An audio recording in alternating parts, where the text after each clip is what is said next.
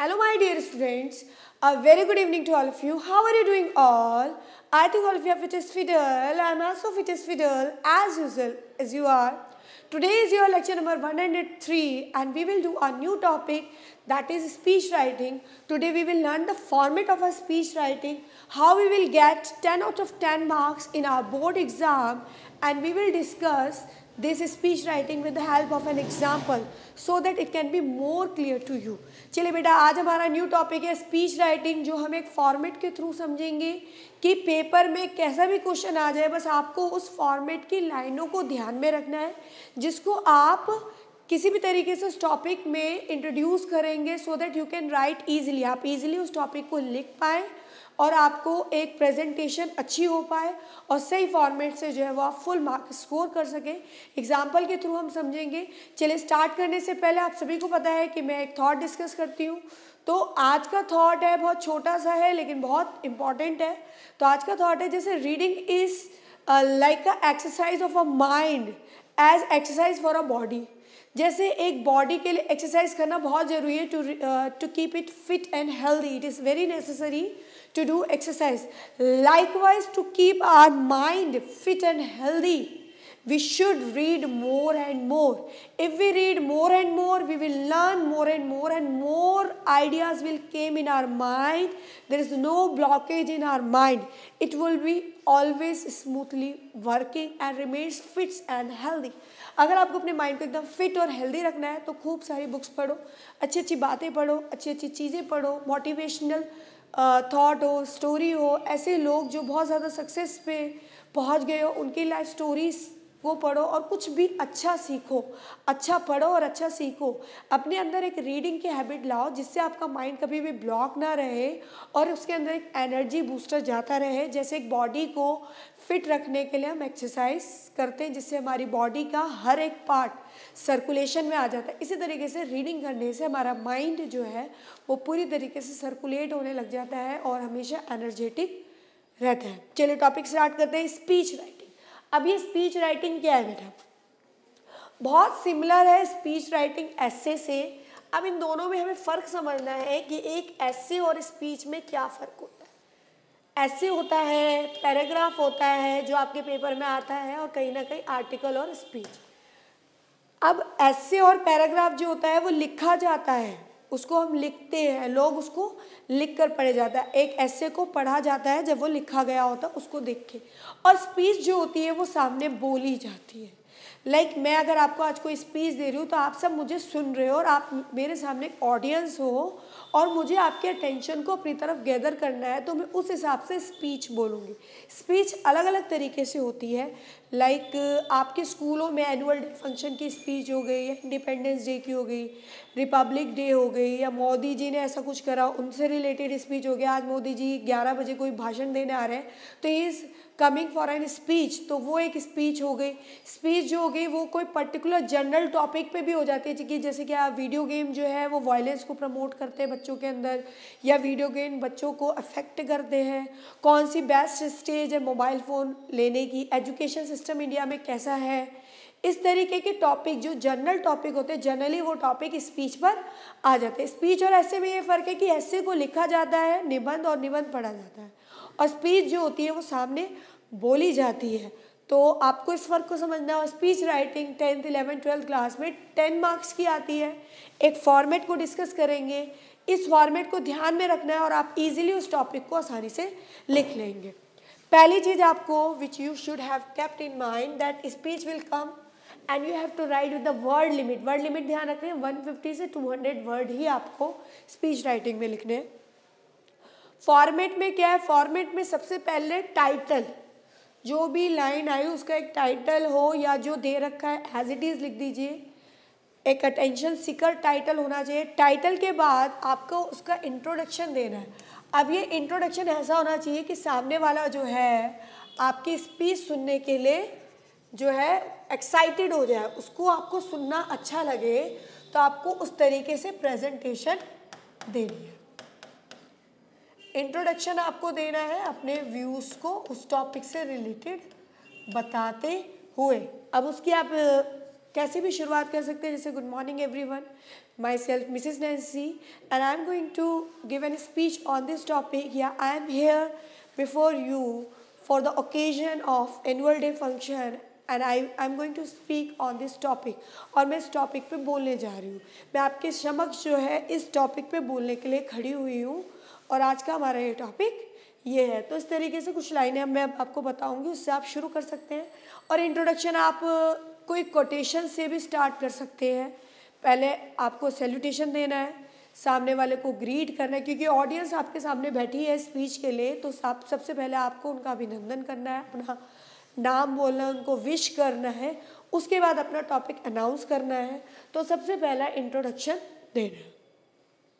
Second paragraph जो आप शुरू करेंगे, जब फर्स्ट पैराग्राफ आपका इंट्रोडक्शन का हो जाएगा तो थोड़ा सा स्पेस छोड़ के सेकेंड ही लाइन से आप जो है स्टार्ट कर देंगे। उसमें आप जो टॉपिक है जिसके बारे में आप बताना चाह रहे हो उसके हाइलाइट्स बताने कि वो क्या चीज़ है। मान लीजिए if we talk about the education system, तो हम बताएंगे कि एजुकेशन क्या है, एजुकेशन क्या है, is the way to lead, एक जीतने का रास्ता है, it's a way to be enslave, इससे कभी बेरोजगारी नहीं रह सकती अगर हम एजुकेटेड है। उसके व्यू पॉइंट्स बताएंगे कि एजुकेशन से एक आदमी जो है वो एनिमल नहीं रहता है, his behaviour automatically get change, there is a transformation, there is a learning.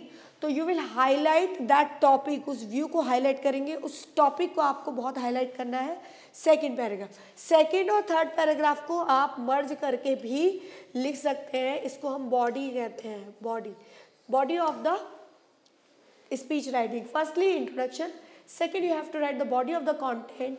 Body of the content में आपको उस टॉपिक को हाईलाइट करना है फैक्ट्स के थ्रू, जनरल फैक्ट्स। स्पीच जो है पर्सनली आप बोल रहे हैं तो आपकी बातें होनी चाहिए उसके अंदर, पर्सनल लगना चाहिए, किसी और की बातें नहीं होनी चाहिए, रियल लगना चाहिए। दूसरा कंपैरिजन, कुछ ऐसे टॉपिक होते हैं जो स्पीच में कंपैरिजन करते हुए आते हैं, जैसे कि आपका टॉपिक हो गया कि जो वीडियो गेम है it bring aggression in the child, कि बच्चों के अंदर एग्रेशन लेकर आते हैं। तो आप इसको कंपेयर कर सकते हैं कि पहले के टाइम में जब वीडियो गेम्स नहीं थे तो student go outside and they will play more and more, like they will play football, they will play cricket, and at that time any kind of aggression just came out from their side, जो भी aggression था उनकी body से निकल जाता था on that cricket and football.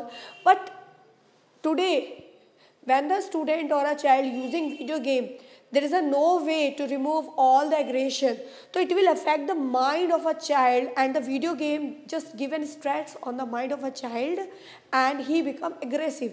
तो ये फ़ोन, मोबाइल फ़ोन जो है एग्रेशन लेकर आ रहे हो, तो आप कंपैरिजन दिखा सकते हैं इसी टॉपिक को एक्सप्लेन करने में, क्योंकि हमारा सेकेंड टॉपिक पूरा एक्सप्लेनेशन होगा, उसमें आपको टॉपिक को हाईलाइट करना है और फैक्ट्स के साथ और कंपैरिजन करके उसके कंटेंट को आप इजीली बढ़ा सकते हैं।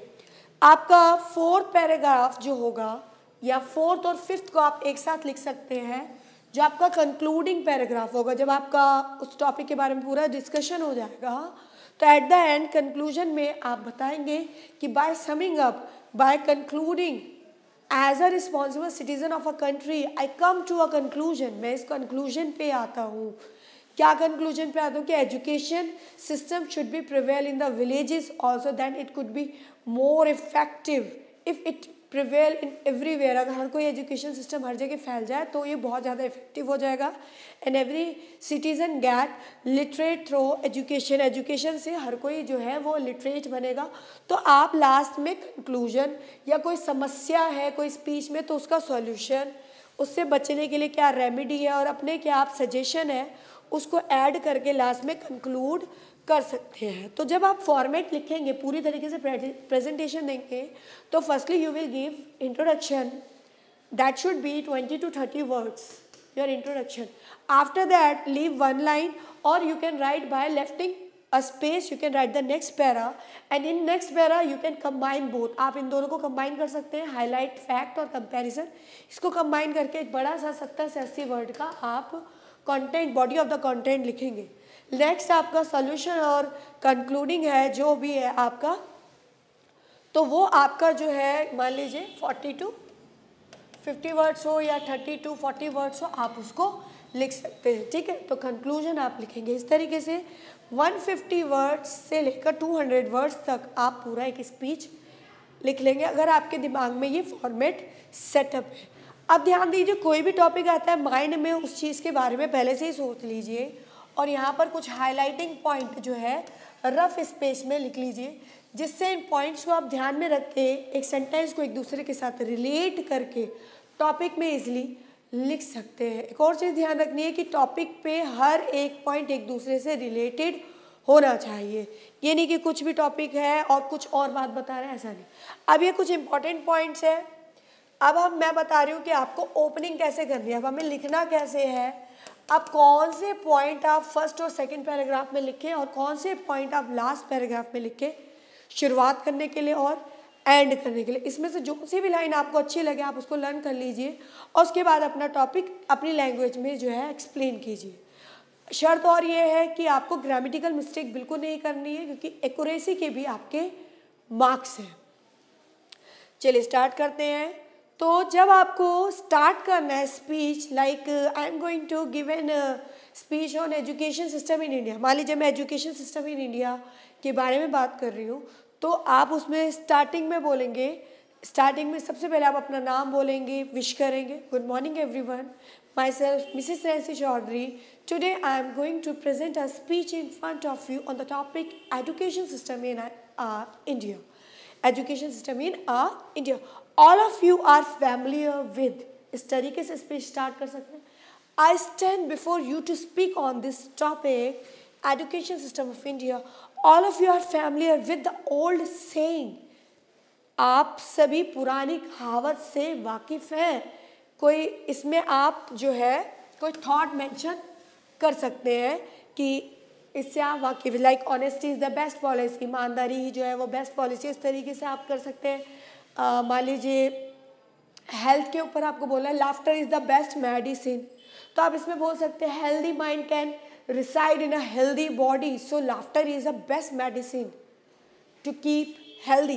All of you are familiar with the old saying that healthy mind resides in a healthy body. That's why I will say that laughter is the best medicine of our life to remain healthy and fit. इस तरीके से आप introduction दे सकते हैं। Like, I welcome you all on the occasion of the annual day function in our school. हमारे school में annual day function है, तो I welcome you all on the occasion of annual day function in our school. इस तरीके से कोई भी occasion से रिलेटेड स्पीच है तो वो भी दी जाती है। तो रिपब्लिक डे हो, इंडिपेंडेंस डे हो, एनुअल डे फंक्शन हो, तो you can right speech and by using these line you can start the first para introductory para आप इससे स्टार्ट कर सकते हैं। उसके बाद आपको बॉडी ऑफ द कंटेंट लिखना है, जिसमें आप हाइलाइट्स बताएंगे उस टॉपिक से रिलेटेड, उस टॉपिक के रिलेटेड व्यूज़ बताएंगे, उस टॉपिक से रिलेटेड आप कंपैरिजन कर दिखाएंगे।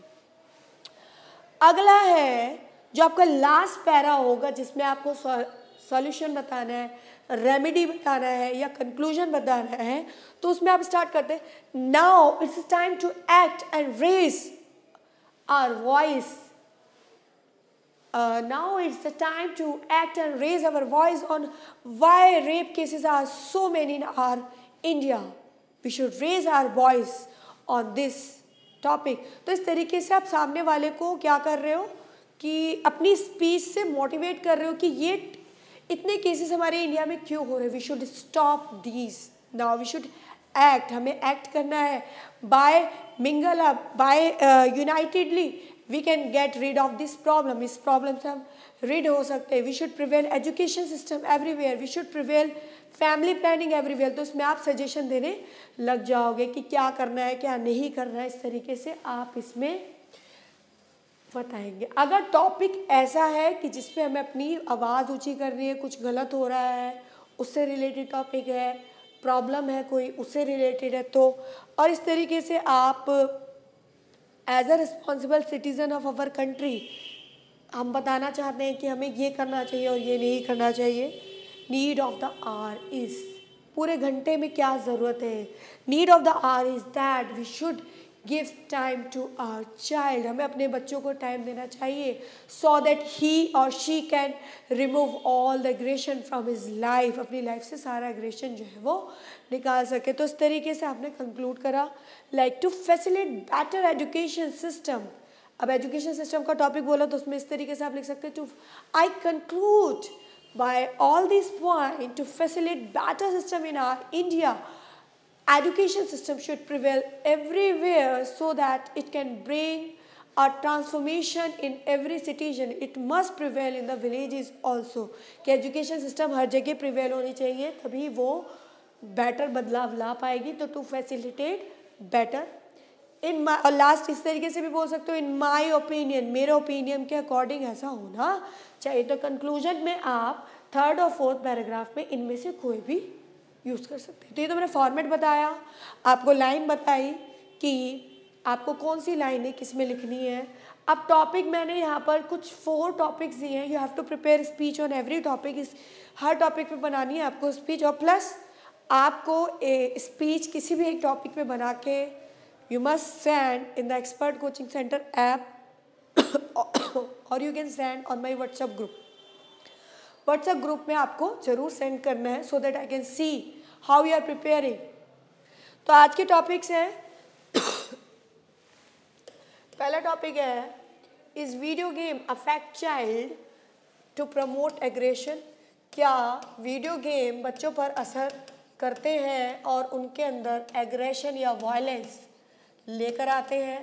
तो ये टॉपिक होंगे। ध्यान दीजिए, जनरल टॉपिक होंगे जो हमारे आसपास हो रहे हैं, ऐसे ही जनरली टॉपिक होंगे जिसमें हम स्पीच और अपनी बातों को सामने वाली ऑडियंस के सामने व्यक्त कर रहे हैं।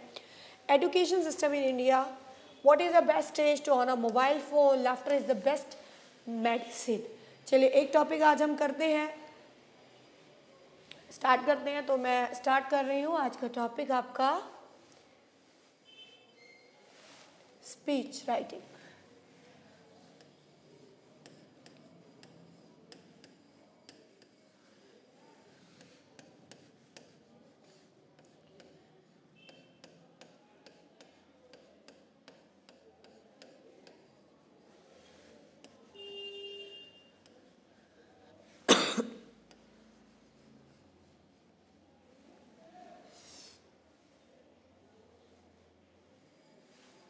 फर्स्ट टॉपिक ही ले लेते हैं हम, वायलेंस वाला जो है कि video game affect, is video game affect child to promote aggression and violence. तो टाइटल लिखेंगे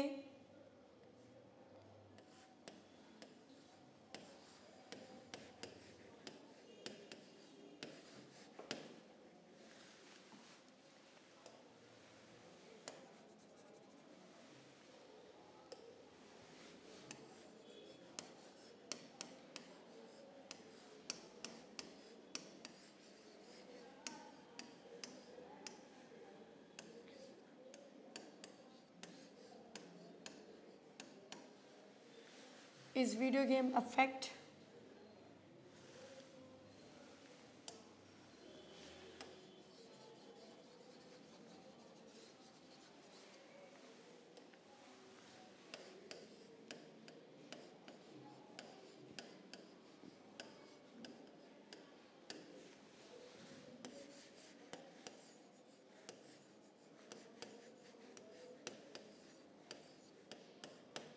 is video game promote aggression, or you can say violence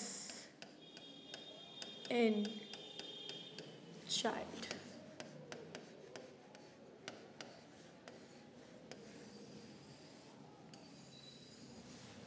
So speech writing, you should start with the salutation,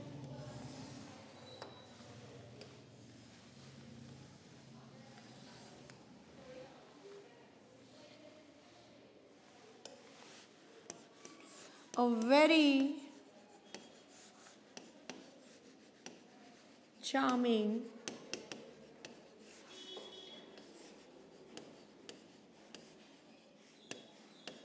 good morning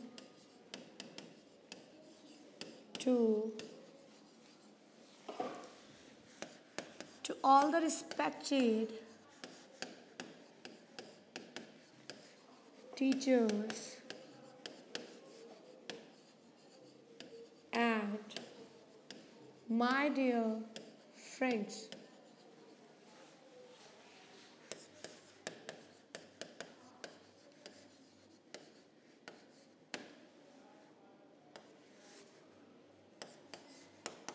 All of you know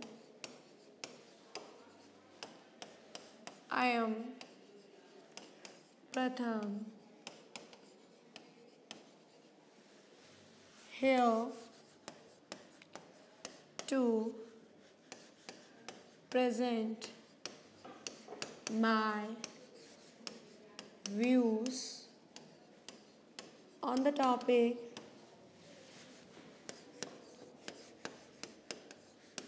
is video game promote violence among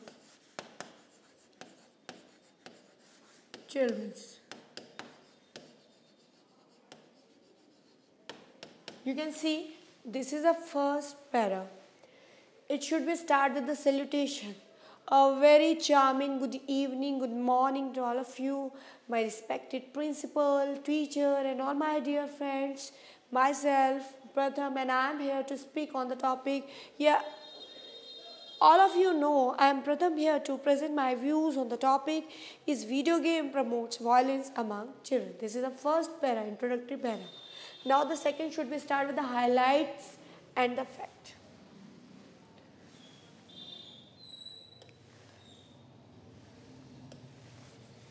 As you all know,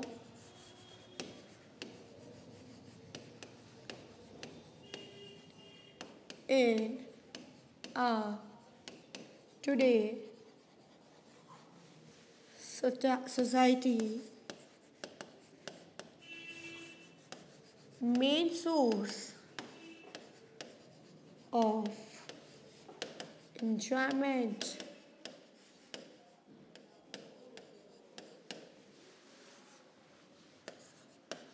among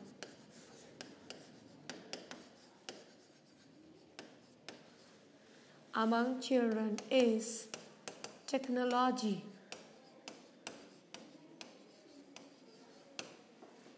Today's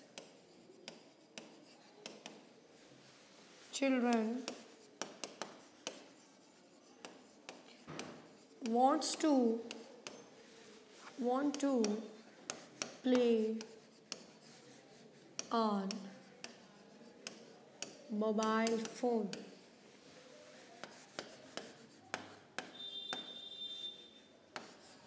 Like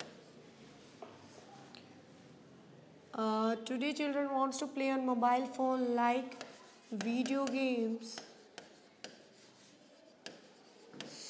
so much.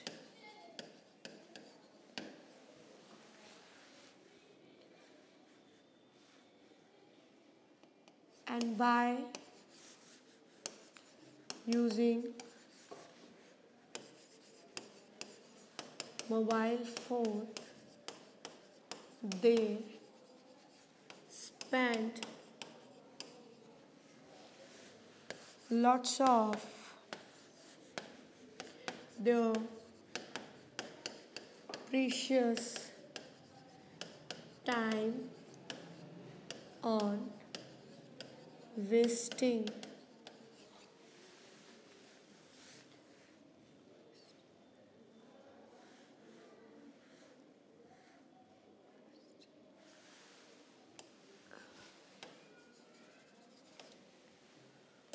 lots of their precious time on mobile phone through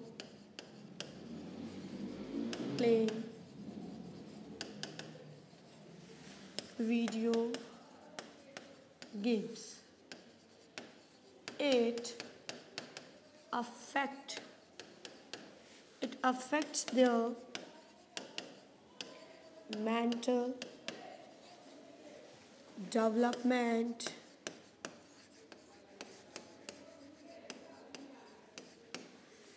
and physical and social development.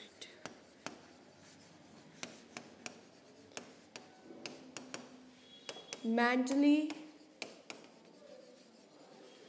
they become so aggressive and violent. They don't like to play outside their door.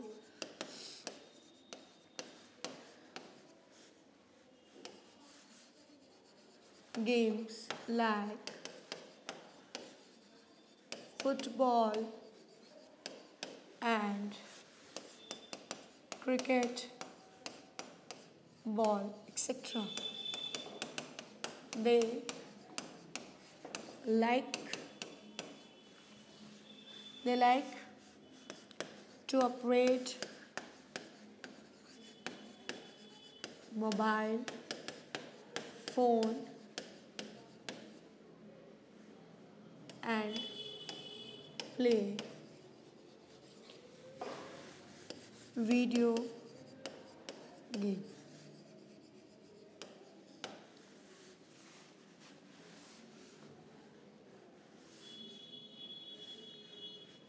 It will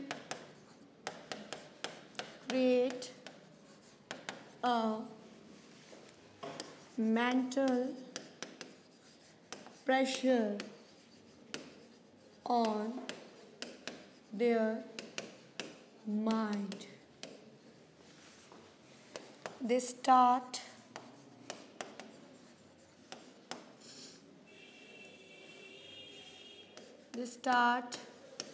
keeping away from study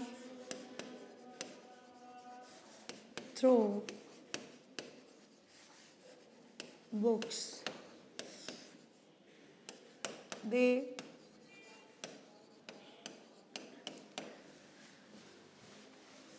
don't like to talk with their parents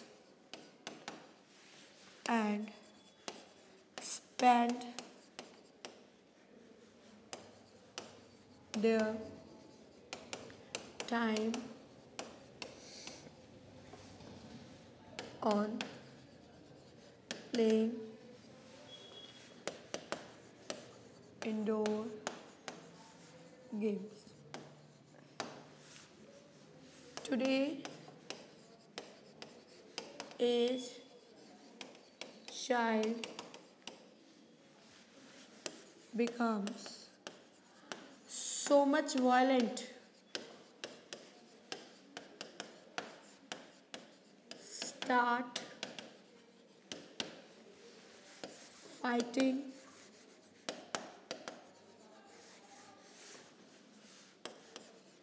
behave rudely, and most of them goes in depression also.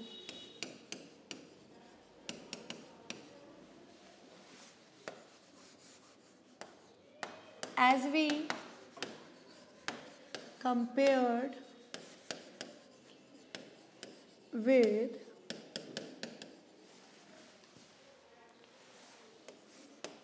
earlier time, child, as we compared with earlier times, a child liked to play. A child liked to play outside and remove removed out all the aggression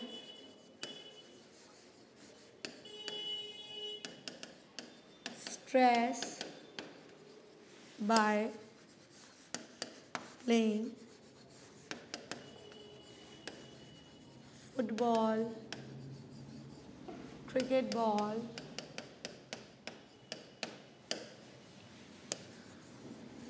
and doing some physical activity.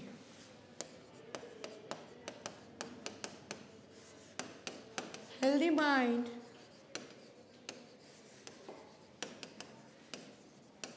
reside in the child body, due to which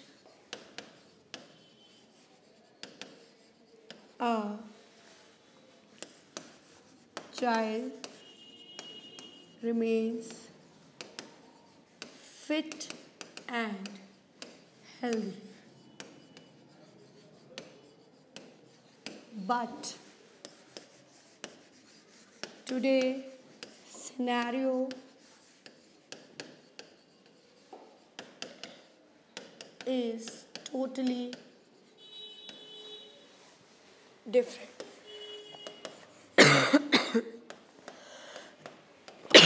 A child don't like to be social,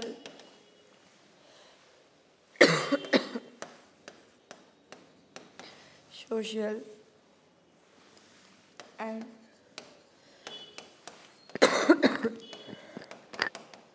play with others, only want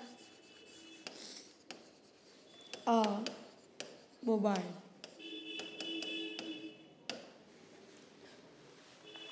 A child feel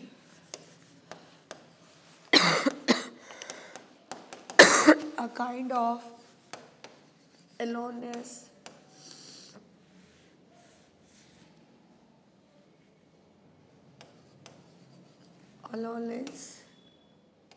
which bring aggression and violence. He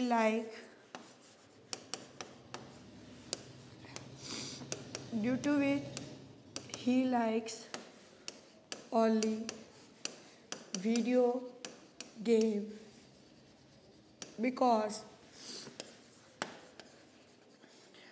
nobody is there to disturb him or her. देखिए मैंने इसमें क्या बताया second para,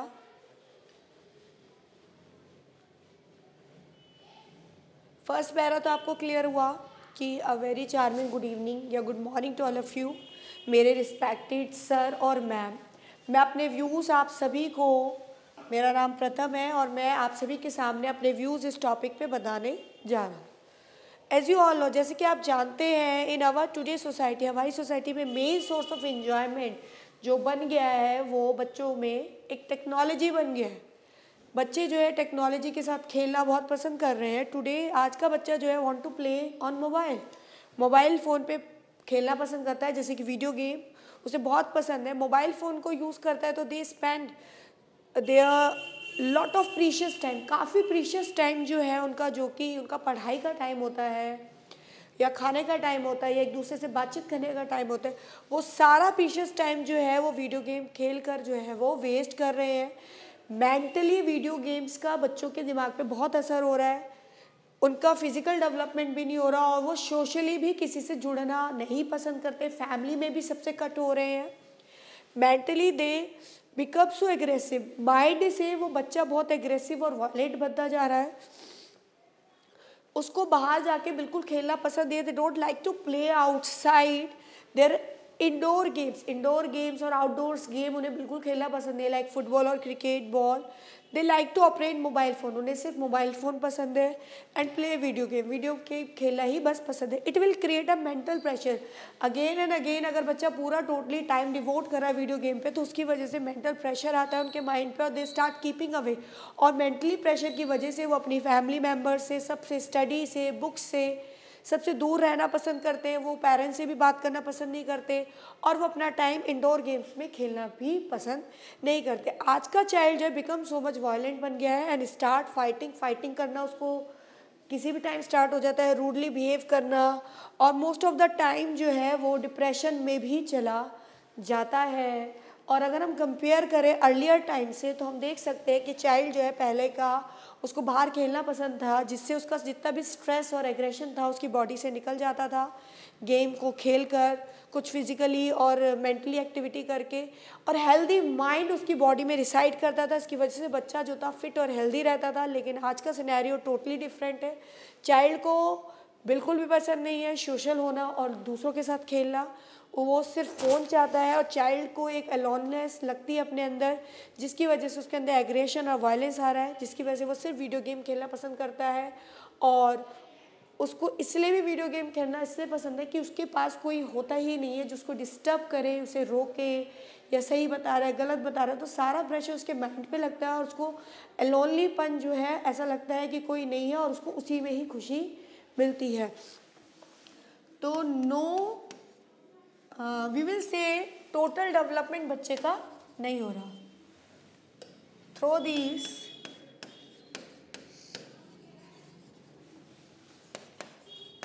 activity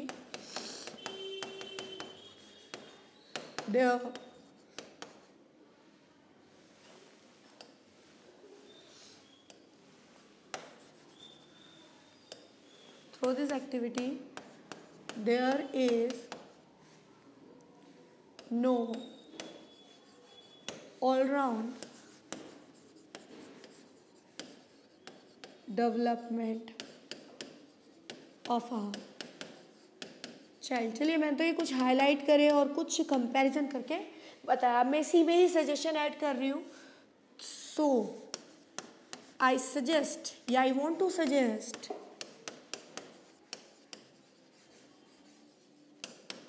all the parents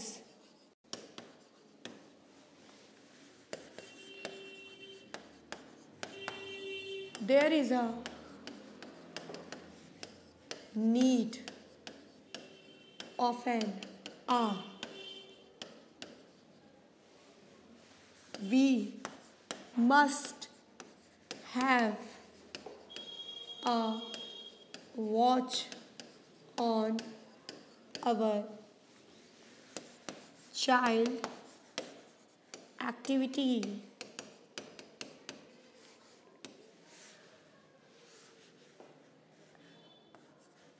and give more and more time to their children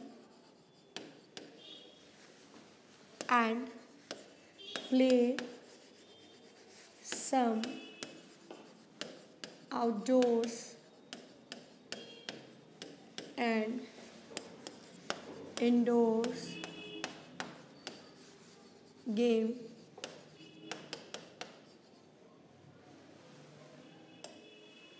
Play some outdoor and indoor games with them and keep mobile away from them. Give a healthy environment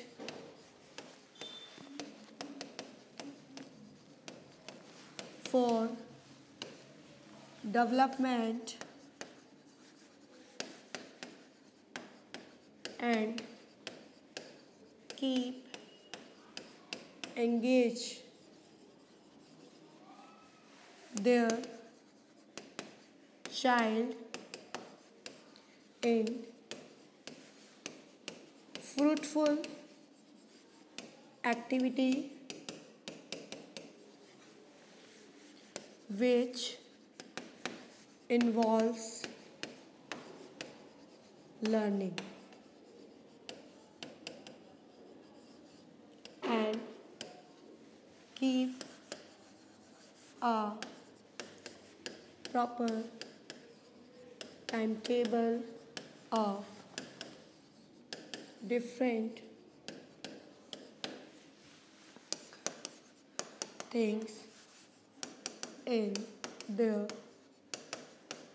child life. तो मैंने इसमें suggest करा, मैंने बोला suggestion इसमें mix भी कर सकते हैं या कंक्लूडिंग पैराग्राफ के साथ भी शो कर सकते हैं, कैसे?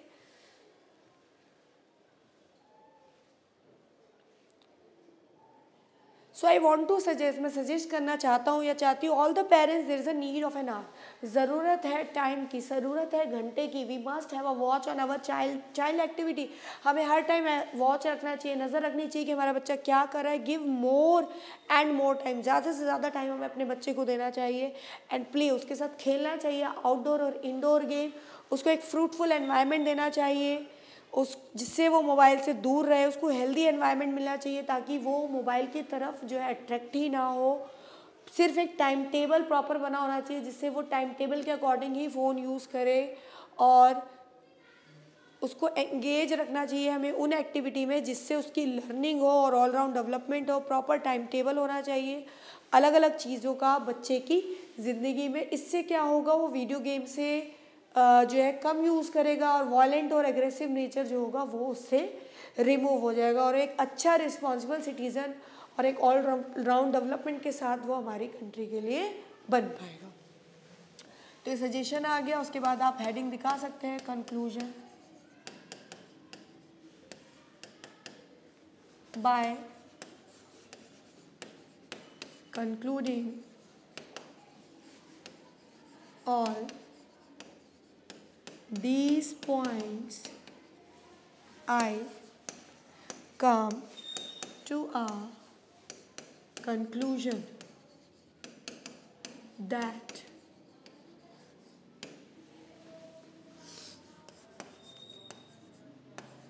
there is a need of an hour. We must give time to children's and indulge him or her in all-round development activity which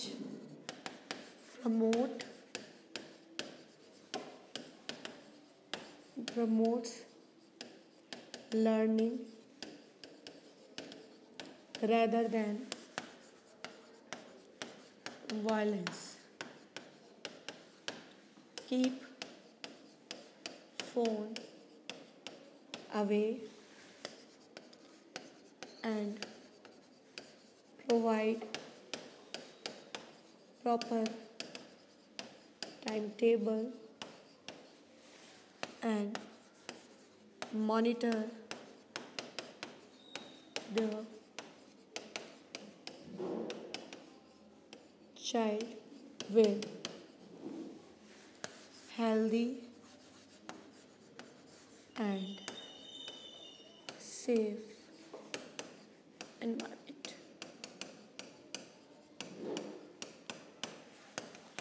तो लास्ट में मैंने ये कहा कि सारे पॉइंट को कंक्लूड करके मैं इस निष्कर्ष पे पहुंचता हूँ कि ज़रूरत है घंटों की. There is a need of an hour. हमें टाइम देना चाहिए अपने बच्चों को और उनको इंडल्ज करना चाहिए ऑल राउंड डेवलपमेंट एक्टिविटी में जिसमें उनका फिजिकल, मेंटली, सोशली सभी तरीके से विकास हो, लर्निंग हो, ना कि उनके अंदर वायलेंस आए. और फ़ोन को उनसे दूर रखना चाहिए, प्रॉपर टाइम टेबल होना चाहिए और बच्चे को मॉनिटर करते रहना चाहिए। हेल्दी और सेफ़ एनवायरनमेंट बच्चे को प्रोवाइड करना चाहिए। तो इस तरीके से वीडियो गेम जो है वॉयलेंस जो है प्रमोट करता है, तो हम उससे जो है अवे कर सकते हैं। और इसमें तो मैंने अपने आइडियाज़ दिए हैं, आप अपने आइडियाज़ भी इसमें ऐड ऑन कर सकते हैं। तो इस तरीके से अगर आप लिखेंगे तो you will get 10 out of 10 marks. And now there are the 3 topics which has been left, तो you will write a speech on that topic. I will see and send it on my WhatsApp. This is all about today's session. Thank you so much.